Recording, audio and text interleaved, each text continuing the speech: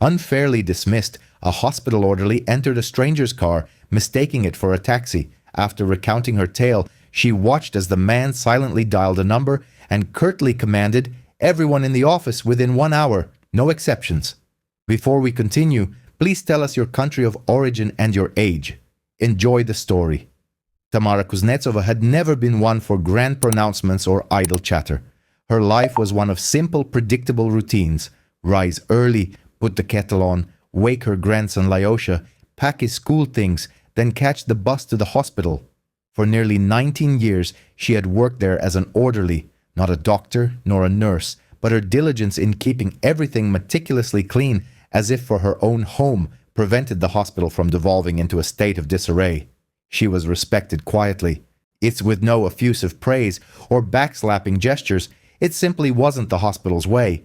Yet when a drip unexpectedly ran dry in the dead of night, or a patient felt unwell, or water was needed, or a linen change was required, someone would invariably say, "Call Tamara, she won't refuse."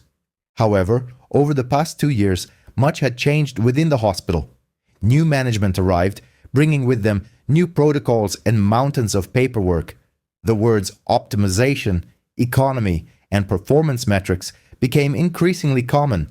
Strange ledgers appeared, requiring orderlies to sign for supplies they had never even seen. Criticisms for improperly filed documents or missed check marks grew more frequent. Tamara endured. She was accustomed to enduring, but like any fabric, patience can eventually tear, not from a sudden, forceful rip, but from constant, subtle stretching. On that particular day, Tamara arrived for her shift at 7 o'clock in the morning, as usual. The corridors still held the cool air of the night. Outside, a grey dawn was breaking. She had just managed to change into her worn smock, the one with the button she had sewn on herself, and tie her headscarf when the head nurse, Galina Pavlovna, called out to her, "Tamara, come to the manager's office immediately." There was something in Galina Pavlovna's tone that made Tamara's insides clench. It wasn't anger or anxiety, but a cold, businesslike detachment, as if discussing the decommissioning of old furniture. Tamara wiped her palms on her smock and went. In the manager's office, 3 men were seated, the manager himself, a lawyer from administration, and a security guard, usually seen only at the entrance. "Tamara Ivanovna," the manager began, not looking up from a document, "we need to have a serious conversation with you." She stood there like a student at the blackboard, her heart pounding, though she made no outward sign. "A complaint has been filed," he continued curtly. "A patient alleges you spoke rudely to her, refused to assist her, and moreover," he paused as if searching for the right word, "a shortage of consumables has been discovered." For a fleeting second, Tamara couldn't comprehend what she was hearing. "What complaint? What shortage?" she whispered. "Yesterday, I wasn't even in that ward where the complaining patient is. I was cleaning the corridor and the dressing room. And the supplies? I don't handle supplies. I don't even have keys to the storeroom." The lawyer, young and impeccably groomed, like someone from a credit card advertisement, looked up. "Everything is documented here, Tamara Ivanovna," he stated. "Your signature is in the logbook." Tamara felt a flush creep up her neck. Her signature. She moved closer and saw the logbook. The signature did indeed resemble hers, the brief TK she always used. Yet the handwriting seemed unfamiliar, too even, as if written slowly and deliberately. "I did not sign it," Tamara said, her voice firmer now. "That is not my signature." Galina Pavlovna, standing in the doorway, let out a scoff. "Oh, of course, as soon as responsibility is involved. It wasn't me." Tamara looked at her and suddenly understood. Everything had already been decided. There was no discussion, no investigation. It was settled. She had simply been erased. "You have the option to write a statement," the manager said, finally meeting her gaze. "However, given the circumstances, we will be forced to—" He trailed off as the lawyer slid a document across the desk. "Order of dismissal. Please review." Tamara read the lines and the letters blurred. "For gross violation of labor discipline, loss of trust." These words sounded as if she had stolen 1,000,000 rubles, not scrubbed floors. "I will not sign it," she stated. "I will not sign."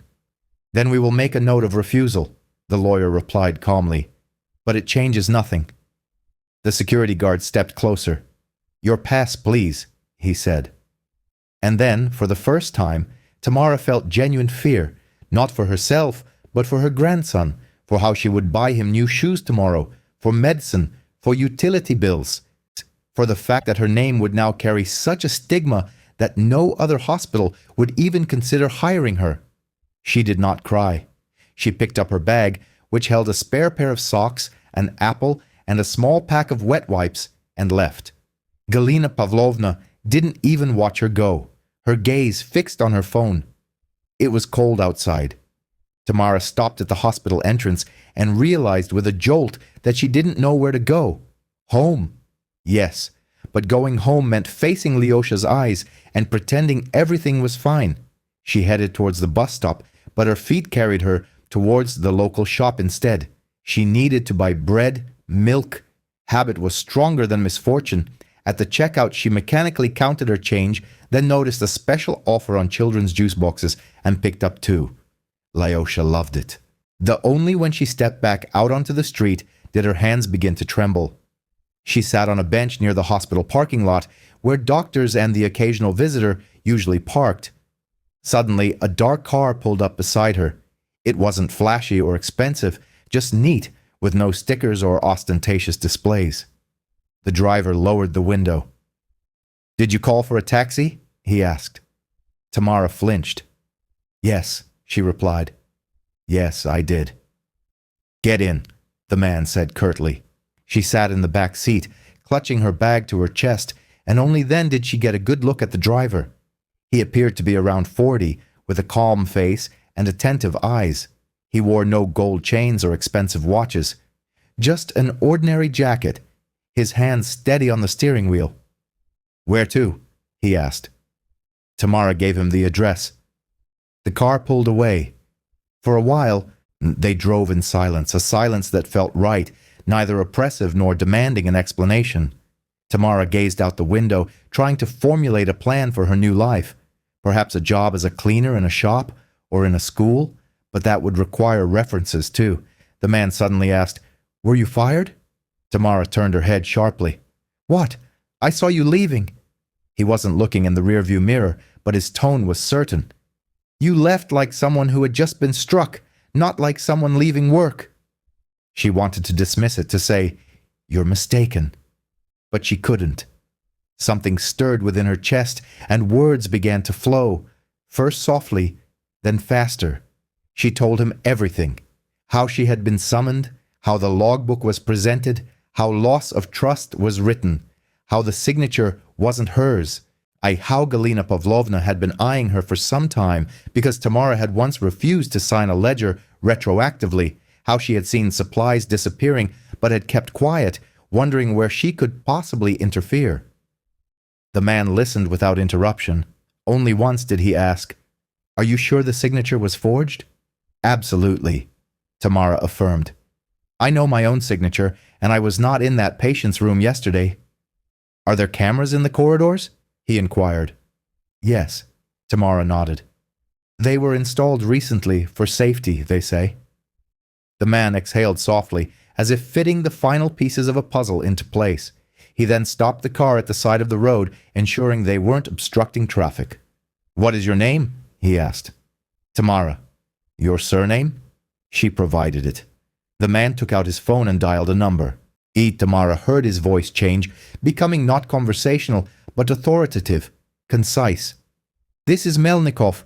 Yes, listen carefully. Everyone involved. The chief lawyer, security, the manager, and have the camera footage ready, recordings from yesterday and today." He paused. "Yes, urgently.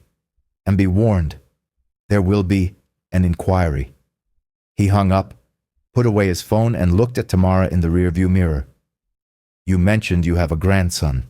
His voice had returned to its calm tone. "Do you have someone to pick him up from school?" "A neighbor can," Tamara whispered. "And what about you?" Who are you exactly? That's not important, he replied. What matters is this. Are you prepared to repeat everything you've told me officially, without shouting, without emotion, just the facts? Tamara felt as if she were in a dream. It felt like she had stumbled into someone else's story. I am, she said, swallowing. Only they'll crush me there. They have connections. The man gave a slight shake of his head. Connections are useful, but documents and cameras are better. It was then that Tamara realized this was not a taxi at all. 40 minutes later, they were back at the hospital. Tamara walked down the corridor, her legs feeling like lead. She was led not to a ward, but to the administrative wing, where the senior staff worked, a place where ordinary orderlies only ventured in dire circumstances. In the chief physician's office, people were already gathered. Tamara saw Galina Pavlovna. She stood by the window, clutching her bag, looking, for the first time, not just irritated, but anxious and frightened. The lawyer sat at a table, flipping through papers, feigning composure. The manager was pale. The security guard fidgeted with his cap, and there was the man from the car, standing beside Chief Physician Melnikov as if they were old acquaintances, on equal footing.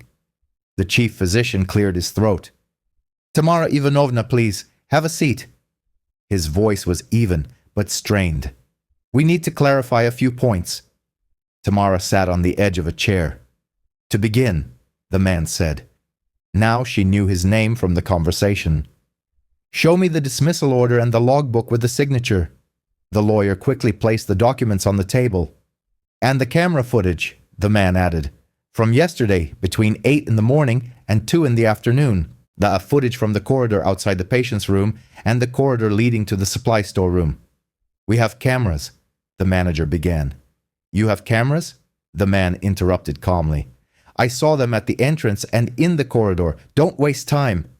The security guard scurried out and returned with a USB drive. A monitor was connected. The corridor appeared on the screen. People in smocks moved back and forth. The time in the corner changed. Tamara watched, holding her breath. Here, the man said. This is yesterday. Ward 7. Tamara Ivanovna, do you recognize yourself? Tamara leaned forward. No, I'm not there. The footage showed a nurse entering the room, followed by an orderly, but it wasn't Tamara. The orderly was younger and larger, her hair styled differently. And Tamara Ivanovna's signature? The man said softly. Interesting. Galina Pavlovna flinched. Cameras don't capture everything, she said sharply. There are blind spots. The man looked at her, and she fell silent. Very well, he said. Then let's look at the storeroom. A different corridor appeared on the screen. The time was late morning. The camera focused on a door labeled Storeroom.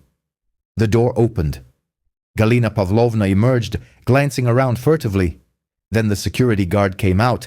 They exchanged a few quick words, and the guard handed her a set of keys. The office fell silent like an operating theater. The chief physician slowly raised his head. Galina Pavlovna, he stated. This is not what you think, she began quickly. I was just checking. You were checking, the man clarified. In the presence of the security guard, and without the manager's authorization, the security guard turned pale. I was told, he stammered. I was told to assist. Who told you? The man asked. The security guard looked at Galina Pavlovna, then at the chief physician, then lowered his eyes. Galina Pavlovna said so, and also, he faltered. She said it needed to be organized before an inspection. Tamara sat, and everything inside her shifted. So she hadn't been mistaken. She had indeed been set up. Now, the logbook, the man said. Let's compare Tamara Ivanovna's signature with the signature in her personnel file. Do we have a personnel file? The lawyer nodded and produced a folder. They compared. Anyone, even a non-expert, could see it. The signature in the logbook was carefully made to look similar, but it was not hers. Tamara's signature was quick, with a characteristic slant, while the one in the logbook was overly neat. The chief physician leaned back in his chair. So, he declared, the order was issued prematurely. Galina Pavlovna tried to speak, but her words were hollow and weak. The manager remained silent. The lawyer was no longer looking at papers. He simply sat like a schoolboy. Tamara Ivanovna, the man asked more gently, are you prepared to submit a statement alleging the signature was forged and to provide your account of the pressure you experienced? Tamara clasped her hands. I am, she said. Only I need to live. I have to feed my grandson. I can't be going to court for years. You won't have to, the man replied, if everything is handled correctly. And then Tamara finally dared to ask, her throat dry. Excuse me, but who are you? Chief Physician Melnikov glanced briefly at the man, as if seeking permission.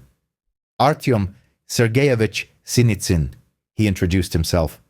Internal Control Service. We investigate reports related to quality and safety, and unfortunately, stories like this are more common than one would like. He said this without fanfare, stating it as a simple fact. A chill ran down Tamara's spine. She had accidentally entered the car of someone who was already investigating the situation, and she had simply provided him with the key. That same day, the dismissal order was suspended. Tamara was given a document stating that the entry in her employment records would be revised after an internal review. She was asked to write a statement. She was offered a couple of days off to recover, but Tamara refused. I want to go back to work, she said quietly. I am not a criminal. She left the office not as a victor nor a hero, but simply as a person who for the first time in a long while had been heard. The next day, the ward was eerily quiet. Galina Pavlovna did not report for her shift. She was reportedly on sick leave. The security guard walked past Tamara without meeting her eyes. The manager attempted to speak with her a couple of times, but the words failed him. The most unexpected thing was something else entirely. A young nurse named Lena approached Tamara in the corridor and whispered, Tamara Ivanovna, I'm sorry. I saw how they framed you. I was afraid. I have a mortgage. But if you need me, I'll tell the truth. Tamara looked at her and felt not anger, but a weary pity. Tell them, Lena, she replied. Tell them what happened. Not just for me, but so that tomorrow they don't do this to you. Lena nodded and walked away, wiping her eyes with the sleeve of her smock. The internal investigation proceeded quickly and discreetly, but the hospital buzzed like a disturbed beehive. Some whispered that people had come from headquarters, others that arrests were imminent. Tamara tried not to listen. She did her job, cleaning, wiping, assisting as before. Only now, a single thought echoed within her. I must not remain silent when I see injustice. A week later, Artyom Sergeyevich returned to the hospital. He didn't pretend they were friends. He simply approached Tamara in the corridor where the scent of chlorine and fresh linens hung in the air. Tamara Ivanovna, he said, the dismissal order has been rescinded. Your status has been officially reinstated, and the record of loss of trust will not be entered. Furthermore, Galina Pavlovna has been suspended pending further investigation. The case materials have been forwarded to the relevant authorities. The law will decide the rest.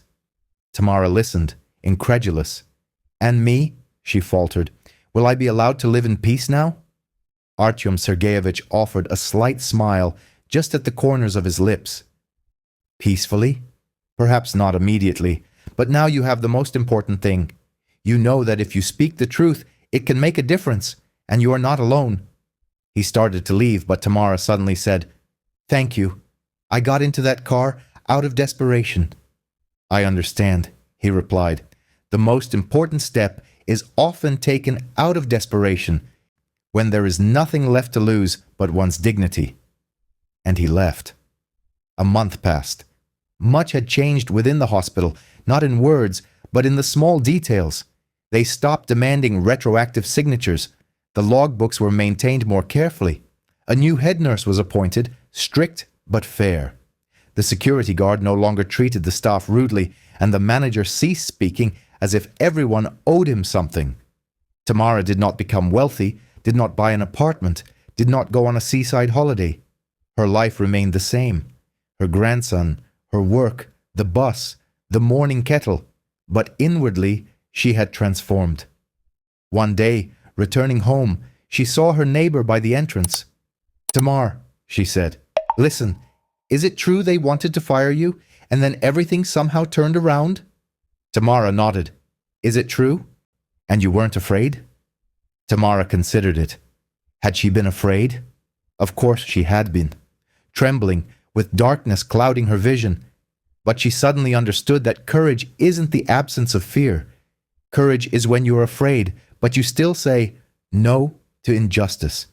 "I was afraid," she admitted honestly, but staying silent was even more terrifying. Silence lives within the soul like dirt. It's hard to wash away. That evening, Lyosha asked, "Grandma, why are you smiling today?" Tamara stroked his head.